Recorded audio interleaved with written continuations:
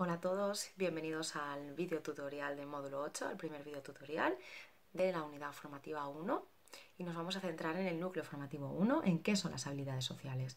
Dentro de esta unidad formativa tenemos 4 núcleos formativos. He considerado que para facilitaros el estudio y el entendimiento de los vídeos subiré 4 vídeos, uno para cada núcleo formativo. Vamos con el primero, con el qué son las habilidades sociales. Cuando hablamos de habilidad nos referimos a la capacidad de hacer algo bien. Si además la juntamos con la palabra social, nos referimos a hacer algo bien nosotros hacia alguien o hacia los demás. Por tanto, las habilidades sociales son todo el conjunto de actitudes, aptitudes y conductas que realizamos para relacionarnos con las demás y con nuestro entorno. Dentro de las habilidades sociales podríamos hablar que tenemos 3 grandes pilares, ¿no? Uno sería el qué pienso o cómo lo pienso, qué siento y por último el qué hago, ¿no? Que serían los pensamientos, las emociones y la conducta. El libro nos habla de 4 componentes de las habilidades sociales: los componentes conductuales, emocionales, cognitivos y de la personalidad. Vamos a ir uno a uno detallándolos un poquito. Nos vamos con los componentes conductuales. ¿Qué es la conducta?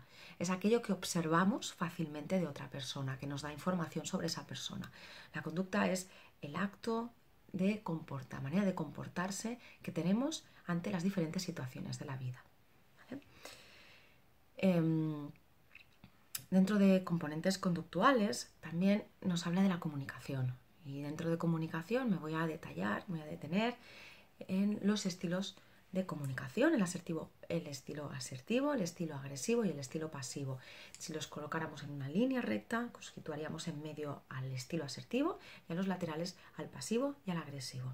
El estilo asertivo es aquella persona que se comunica respetando a los demás, pero diciendo lo que piensa, intentando conseguir sus objetivos y sus metas. Pero la gran característica es que respeta siempre a los demás. Es una persona autocrítica y una persona que acepta las críticas, porque considera que también se puede equivocar. Sin embargo, la persona agresiva también es una persona clara, directa, dice las cosas y lucha por sus objetivos, pero no respeta a los demás. Es la gran diferencia con el asertivo. Y la persona pasiva sería aquella persona que tiene tanto miedo a la reacción de los demás, a lo que puedan pensar los demás, que es una persona que no lucha por sus objetivos o por sus metas, sino que se deja llevar por las opiniones de los demás, o que acepta la decisión de la mayoría. ¿Vale? Seguimos con los componentes conductuales y nos hablan de las reacciones fisiológicas. Las reacciones fisiológicas son reacciones de nuestro organismo difícilmente controlables que surgen a raíz de una situación dada. ¿Vale? En el caso, por ejemplo, de una persona que le dé mucho miedo hablar en público, sus reacciones típicas fisiológicas serían: le sudan las manos, se pone rojo, le tiembla la voz, se queda en blanco, se vuelve torpe. ¿Vale? Pues serían típicas reacciones fisiológicas. ¿Vale? Son aquellas propias dentro de nuestro organismo. Vamos a los segundos componentes, los componentes emocionales. Cuando hablamos de emoción, nos hablamos siempre a un impulso, ¿vale? Es una reacción incontrolable que surge también a raíz de un estímulo, ¿vale? Un estímulo que puede ser externo o un estímulo interno.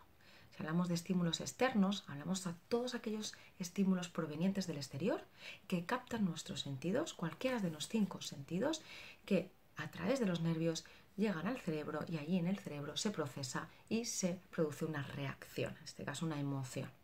Imaginaros, por ejemplo, una música, ¿no? Una película, nos pueden causar diferentes emociones. Estos serían los estímulos externos. Pero si hablamos de estímulos internos, nos referimos a aquellos que producimos a partir de nuestro pensamiento. Por ejemplo, si nos acordamos de nuestra infancia, de un recuerdo vivido, aquel recuerdo nos puede producir nostalgia, tristeza, alegría, ¿no? Pero también podemos inducir emociones. Por ejemplo, si nos imaginamos ciertas situaciones hipotéticas. Si yo por ejemplo, ¿no? Os digo, imaginaros que estamos en un callejón oscuro, son las 3 de la mañana, no hay nadie, y por detrás escuchamos unos pasos. ¿Cómo nos sentiríamos? Pues posiblemente tendríamos miedo, ¿no? Ira, tristeza. Vale. Relacionado con las emociones, tenemos un gran concepto muy de moda que hace ya unos años, pues se está dando muchísima importancia, que es la inteligencia emocional, y es todo aquello que tiene que ver con saber gestionar conflictos, gestionar situaciones, el autoconocimiento, el ser empático, el saber relacionarse con los demás, tener competencia a nivel racional, ¿no? A nivel social. Esto es la inteligencia emocional. Podéis encontrar bibliografías muchísimos artículos, muchísimos vídeos que hablan de este concepto, y es que tan importante en un trabajo. No es tanto importante la formación académica que tenga la persona, sino sobre todo la capacidad que tenga de adaptación a la situación en el día a día. Esto es lo que más están valorando los empresarios. Y más nosotros, ¿no? Somos profesionales que trabajamos con personas. Vamos a seguir con otros componentes, con los componentes cognitivos, quizás los más complicados, los más difíciles también de explicar y de entender. Son todos aquellos relacionados con los procesos mentales, con el procesamiento de la información, la memoria, la atención, la concentración, y que nos hacen interpretar las situaciones que vivimos. ¿Vale?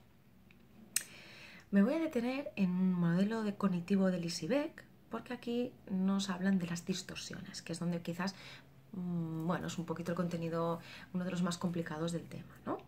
El modelo de Lizzie-Beck nos habla de que ante una situación que se nos plantea, que vivimos, la interpretamos, ¿no? Entran en juego los procesos mentales.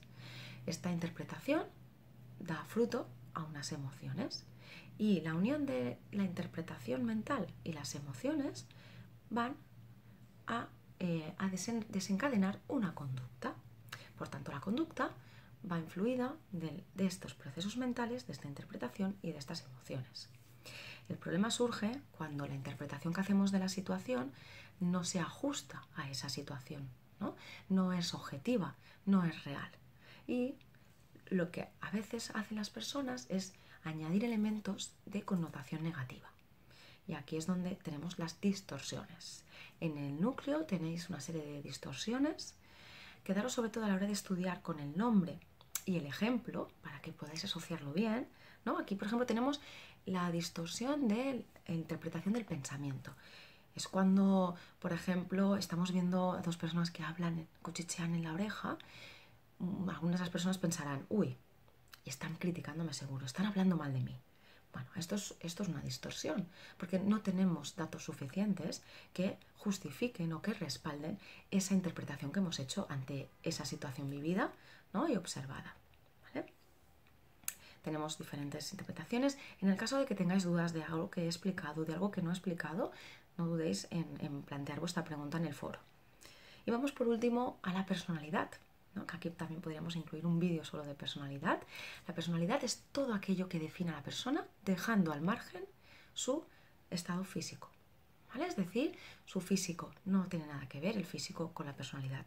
La personalidad es todo el conjunto de rasgos de personalidad, de emociones, de comportamientos que hace la persona, ¿vale? Y que la definen globalmente. Todos tenemos una personalidad, por eso la frase de no tiene personalidad es incorrecta.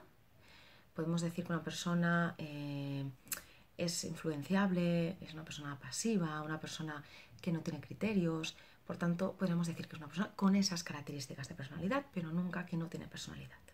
La personalidad es el resultado de dos grandes factores. Por un lado, la herencia, aquello que nos viene de nuestros progenitores y que tenemos ya desde que nacemos, por tanto es un factor innato desde el nacimiento, y el factor ambiente, todas aquellas vivencias, experiencias que vamos viviendo a lo largo de nuestra vida. Estos dos factores juntos forman la personalidad, ¿vale? Por tanto, no hay dos personas con la misma personalidad, ni siquiera los gemelos que comparten el factor herencia tienen la misma personalidad, porque muy posiblemente vivan diferentes experiencias, ¿no? Y las vivan de diferente manera.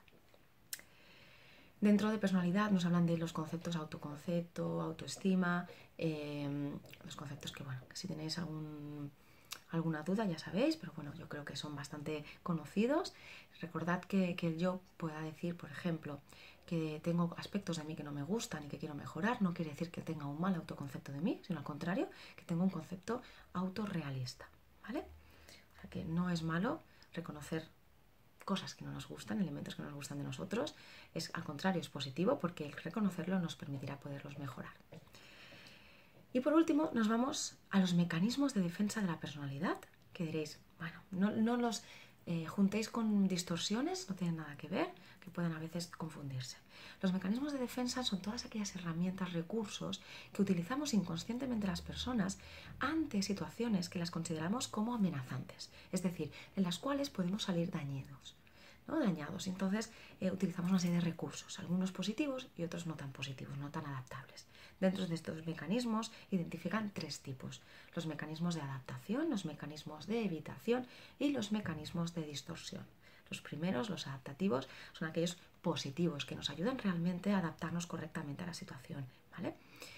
Como por ejemplo el buscar ayuda, la afiliación, ¿no? El poder contar con personas de confianza en las que podamos expresar nuestros problemas, nuestras inquietudes, que nos puedan escuchar, nos puedan dar un consejo. También otro mecanismo que utilizamos muchas personas es canalizar, ¿no? Pues por ejemplo toda la mala energía o cuando tenemos un problema, ¿no? Pues ¿qué hacemos? Pues me voy a correr, me voy al gimnasio, es canalizar todo aquello hacia una actividad que me ayuda a un poquito poder relajarme. Los de evitación son aquellos mecanismos que realizan las personas cuando no quieren afrontar la situación, cuando no la aceptan, ¿no? La evitan. Y es una manera de no poder solucionarla. Sigue estando el problema, pero se alarga en el tiempo. Y por último, los mecanismos de distorsión son aquellos que cuando las personas tampoco aceptan la situación y lo que hacen es un poco intentar disfrazarla para hacerlo menos dura, pero hacerla menos violenta porque a ellos les está suponiendo una problemática. ¿Vale? Hasta aquí serían los contenidos principales del núcleo. Cualquier duda que tengáis, nos vemos por el foro y en breve colgaré el vídeo tutorial del núcleo formativo 2, cómo mejorar nuestras habilidades sociales. Recordad que este módulo es un módulo que nos sirve mucho para crecimiento personal y por tanto para crecimiento profesional. Un saludo a todos.